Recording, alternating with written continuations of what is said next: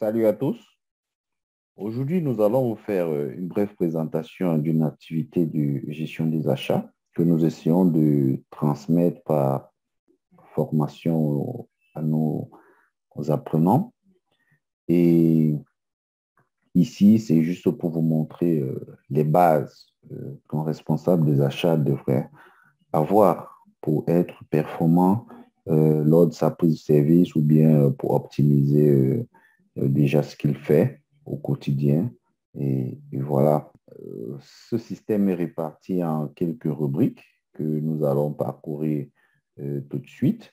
Là, nous avons les opérations de saisie des achats. Ici, on peut les répertorier hein,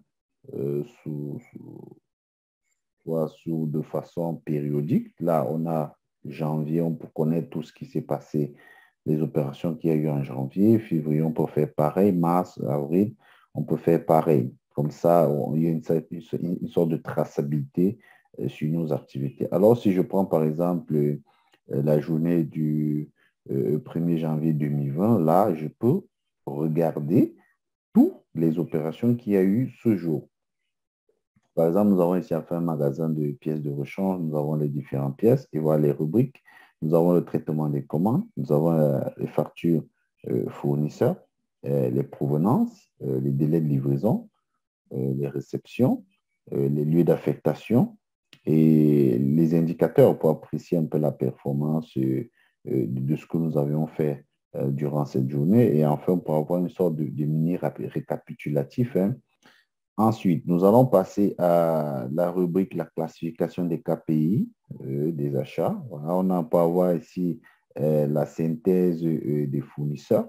Voilà, par rapport à chaque fournisseur, on lui attribue donc des indicateurs clés de performance, notamment non-conformité des qualités livrées, non-conformité des qualités des produits, retour fournisseur, non-respect des livraisons, plainte utilisateur, non-passation de commande, les réceptions. Donc, on va passer à la rubrique suivante qui est celui de la sélection des fournisseurs. On sait tous que un agent des achats, lorsqu'il a reçu un besoin, il ne va pas l'acheter pour l'acheter, non. Il a une analyse qu'il va faire sur le besoin. Il va identifier les différents fournisseurs susceptibles de lui apporter ou bien de satisfaire ce besoin. Alors, il a une base de données de plusieurs fournisseurs auxquels il va pouvoir apprécier les différents conditions de vente de chaque fournisseur. Là, on a par exemple, on va acheter les bobines.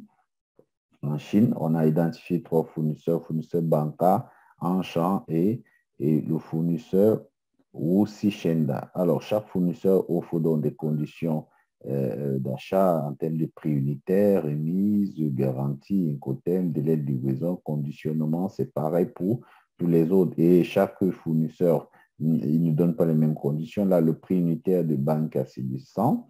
Et ici, le fournisseur Anshan, c'est 105 et le fournisseur ou Sinchenda, c'est 85 à l'unité. Et pour apprécier au niveau des garanties et tout le reste, les délais de livraison ne sont pas pareils d'un fournisseur. Budget des achats. Il faudrait savoir que le département des achats est ce département qui réalise à 60 à 70% des dépenses de l'entreprise. Dans ce cas, ces dépenses doivent être mesurées et contrôlées. Donc, voilà pourquoi il existe donc un budget des achats au préalable défini en début d'année pour pouvoir avoir une idée globale de ce qui sera dépensé. Et cette dépense peut être répartie sur le plan mensuel. Alors, ici, nous avons les produits. Et voici les quantités arrêtées pour l'année ou le mois, et ainsi de suite. Nous avons là les prix unitaires et nous avons donc la somme à dépenser, le montant à débourser pour obtenir ces produits-là. Alors, à l'issue d'une négociation, donc, on peut réduire donc, le prix d'achat parce que ici, le principal travail d'un acheteur, c'est de tirer le prix vers le bas. Donc, on peut faire pareil pour le mois de février, mars, et ça permet à l'entreprise de savoir sur le plan annuel son budget en termes de prix de vente, en termes de quantité à commander. On va passer à une autre rubrique qui est celle du statut des commandes. Voilà. Lorsque nous allons, lorsque un responsable des achats passe les commandes, que ce soit l'import ou bien sur le plan local, il est important d'avoir le statut de cette commande-là, de la traçabilité de comment ce produit avance. Alors là, nous avons par exemple ici, pour ce qui concerne les pièces détachées que nous commandons à l'import, prenons un cas qui nous parle le plus. Voilà, ici, nous avons par exemple différentes lignes de commande passées au mois de mai. Et là, nous avons, par exemple, on n'a pas de numéro de commande d'achat. Là, on a un bon numéro de bonne commande. On a cette pièce, la balance 3000 kilos qu'on doit acheter, c'est une pièce. Et la date de réception chez le fournisseur. Ici, on a le statut de la commande, par exemple, qui est très dynamique. Ici, ça nous permet d'avoir le feedback du fournisseur, ou bien du transitaire, ou bien du port, où la marchandise se trouve. Là, on a la date d'arrivée, ou bien prévisionnelle d'arrivée au port destinataire où la commande doit se diriger. Là, on a le magasin, il peut être un magasin intermédiaire proche du port où la marchandise transite. Ensuite, on a le magasin de l'entreprise où le produit arrive concrètement. On a le numéro de conteneur, on a le nom du fournisseur, on a l'affectation où la pièce ira au sein de l'entreprise.